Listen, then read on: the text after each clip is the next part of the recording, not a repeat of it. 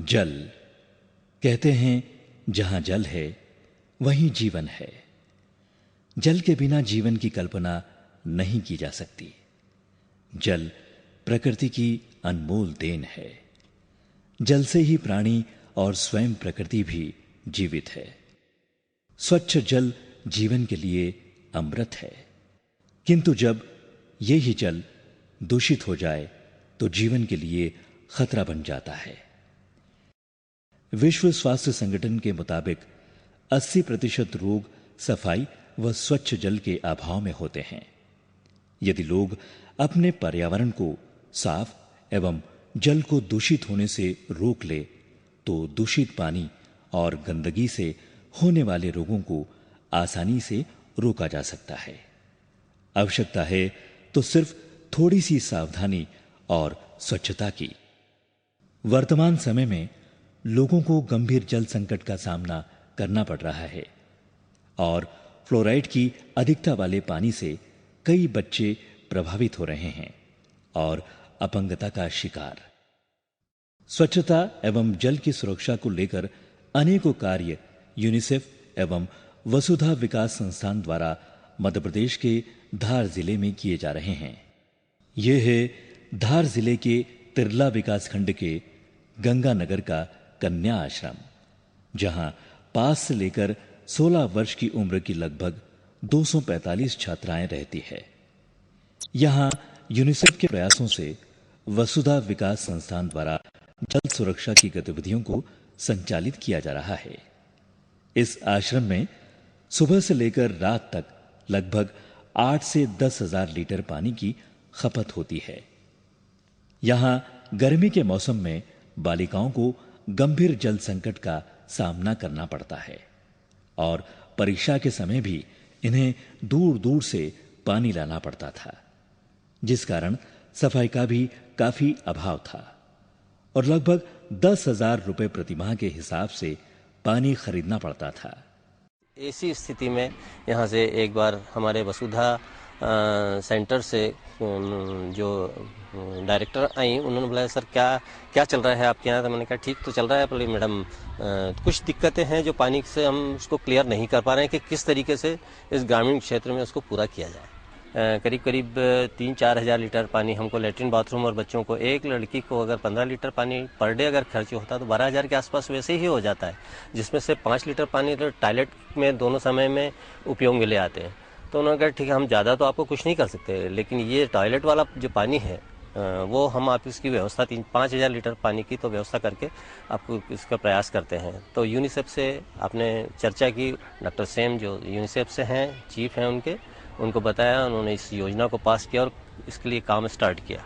काम स्टार्ट करने के बाद जो है पानी की पूरी सुचारू रूप से व्यवस्था के लिए हमको बताया गया। बच्चों को थोड़ा सा पहले तो ऐसा लगा था कि बच्चे उसको कर भी पाएंगे, उनके दिमाग में ये आई कि लेटरिन बाथरूम का पानी आएगा, पानी जो साफ होगा ये केवल लेटरिन बाथरूम और बगीचे में उपयोग होगा। तो बच्चे भी राजी हो गए और उनके साथ खूब घुल मिल के काम करने लगे। काम करने के साथ साथ फिर उन्होंने ये देखा कि जो पानी बचेगा उसको बगीचे में लगाएंगे।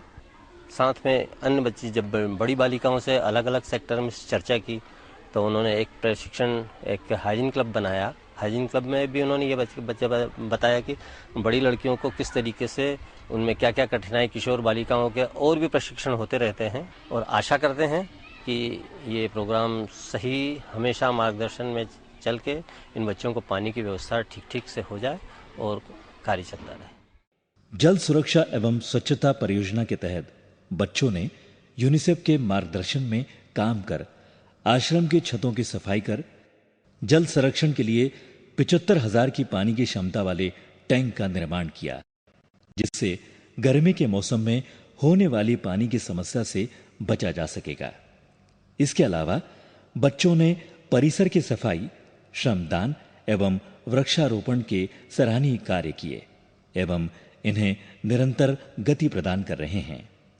इसी के तहत आश्रम में बनाए गए हाइजीन क्लब के माध्यम से बालिकाओं द्वारा कैंपस स्वच्छता, व्यक्तिगत स्वच्छता रखने का कार्य बखूबी किया जा रहा है एवं इन सब के अलावा आश्रम में किशोरी बालिकाओं की अधिक संख्या को देखते हुए उन्हें विशेष तौर पर सैनिटरी नैपकिन बनाने का प्रशिक्षण दिया जा रहा है, जिसमें बालिकाएं स्वयं ही रुचि लेकर नैपकिन बनाने के काम में लगी हुई है एवं इसकी नियमित मॉनिटरिंग भी की जा रही है।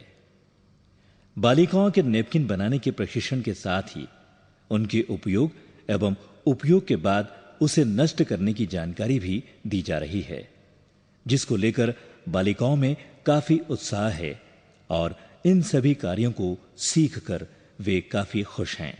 यूनिसेफ की ओर से जब हमारे यहाँ यह कार्यक्रम शुरू हुआ तो हमको यहाँ पर दीपमाला दीदी ने सब कुछ कार्य बताया और हमको सिखाया, यानी कि हाइजीन क्लब, हमारी हॉस्टल्स में हाइजीन क्लब बनाया और वाटर सिस्टम बनाने के बारे में भी हमें बताया।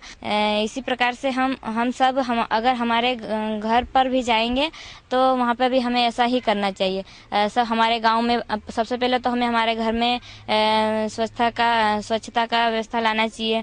हमारे बड़े जो हमारे घर में जो बड़े हैं उनको बताना चाहिए कि ये सब क्या होता है और सब हमको बताना चाहिए। और हमारे घर पर जब नहीं रहता हमें ऐसा कर लेना चाहिए और फिर हमें गाँव में भी बताना चाहिए और सबको बताने के बाद हमारे गांव में ये सब व्यवस्था हमें करना चाहिए। ये हम कभी नहीं भूलेंगे। अब हॉस्टल से हम सब सीख के जाएंगे और सब हमारे हॉस्टल में करेंगे। इस परियोजना में हाइजीन क्लब द्वारा अन्य बच्चों को वाटर यूज सिस्टम की मॉनिटरिंग, साफ सफाई व उससे संभावित खतरों से रोचक खेलों के माध्यम से बच्चों को अवगत कराया जाता है। आइए अब देखते हैं कि वाटर यूज सिस्टम है क्या। वाटर यूज सिस्टम के द्वारा बाथरूम के गंदे पानी को स्वच्छ कर उपयोग किया जाता है। इस सिस्टम में बाथरूम के गंदे पानी को डाला जाता है, जिससे ये पानी पूरी तरह स्वच्छ हो जाता है। ये पानी एक ऐसे टैंक में जाता है जिसमें बड़े पत्थर, छोटे पत्थर, बड़ी रेत और ईंट के टुकड़े डले रहते हैं, जिसके द्वारा पानी स्वच्छ होकर एक खाली टैंक में जाता है और सीढ़ियों के माध्यम से दूसरे टैंक में जाता है, जिससे कि पानी में बची हुई बदबू भी दूर हो सके। उसके बाद ये पानी पूरी तरह से साफ होकर एक टैंक में एकत्रित हो जाता है, जिसको लिफ्ट पंप की सहायता से उपयोग करने वाली टंकी में भेजा जाता है। इस आश्रम में बाथरूम से जितना गंदा पानी निकलता है, उससे लगभग 5000 लीटर स्वच्छ पानी प्रतिदिन एकत्रित किया जा सकेगा, जिससे इस पानी का उपयोग परिसर की स्वच्छता, टॉयलेट की साफ सफाई, पौधों के लिए किया जा सकेगा, जिससे पानी की समस्या को काफी हद तक कम किया जा सकेगा। इसके साथ ही बारिश के पानी को एक टैंक में इकट्ठा कर इस पानी की सहायता से फ्लोराइड के प्रभाव को कम करने का प्रयास कर बच्चों को अधिक से अधिक मात्रा में शुद्ध जल उपलब्ध कराया जा रहा है। विभिन्न रंगों के माध्यम से पानी की पहचान बच्चों को कराई गई, जैसे वर्षा जल संग्रहण के लिए ब्लू, पुनर्उपयोग के पानी के लिए ग्रे और फ्लोराइड प्रभावित के लिए येलो। वसुधा विकास संस्था और यूनिसेफ के प्रयास से जो ये गंगानगर आश्रम में जल सुरक्षा एवं स्वच्छता परियोजना का संचालन हम लोग के माध्यम से किया जा रहा है, हम कोशिश कर रहे हैं कि यहाँ यह परियोजना सुचारू रूप से संचालित हो और उस संचालन के अंतर्गत हम लोग ये सारी परियोजना बच्चों के माध्यम से करना चाह रहे हैं कि मान लीजिए अगर इस परियोजना के अंतर्गत यूनिसेफ और संस्था को अन्यथा कहीं और जाना पड़ा तो यह पूरी परियोजना बच्चों के माध्यम से संचालित हो। जैसे रीयूज सिस्टम है, वहाँ पर पूरा हाइजीन क्लब है, उसका मेंटेनेंस करे, रेन वाटर कलेक्शन टैंक है, उसकी समय समय पर जांच और सुरक्षा का काम यही हाइजीन क्लब करे। और हमने ये प्रयास परियोजना में शिक्षकों के साथ मिलकर कि हम बच्चों को पीढ़ी दर पीढ़ी ये चीज़ें सिखाते जाएं, इसीलिए हम लोगों ने हाइजीन क्लब की परिकल्पना की और आज उस परिकल्पना को हम लोग साकार कर पा रहे हैं। साथ ही हम लोगों ने एक प्रयास यहाँ पर यह भी किया है कि जो टीचर स्टाफ है, हमारे संस्था के कार्यकर्ता या यूनिसेफ के किसी मार्गदर्शन के न आने की अनुपस्थिति में भी यहाँ पर बच्चे पूरे इस कैंपस की साफ सफाई कर सके। जैसा कि हमारे भारत में जो चल रहा है कि समग्र स्वच्छता अभियान, हमारी परिकल्पना इस हॉस्टल को लेकर ये है कि यहाँ पर 245 बच्चियाँ रहती है और वो 245 बच्चियाँ जिले के विभिन्न क्षेत्र से और खास करके ग्रामीण अंचल से आई हुई है। समग्र स्वच्छता अभियान का सबसे शायद अग्रणीय प्रयास ये होगा कि हम इन बच्चों को जो स्वच्छता है, इन स्वच्छता के बारे में अगर बता सकें, जो समग्र स्वच्छता अभियान है यह कार्य क्षेत्र में सक्सेस हो पाए, क्योंकि आज के बच्चे ही जो हैं वो हमारा कल का भविष्य है।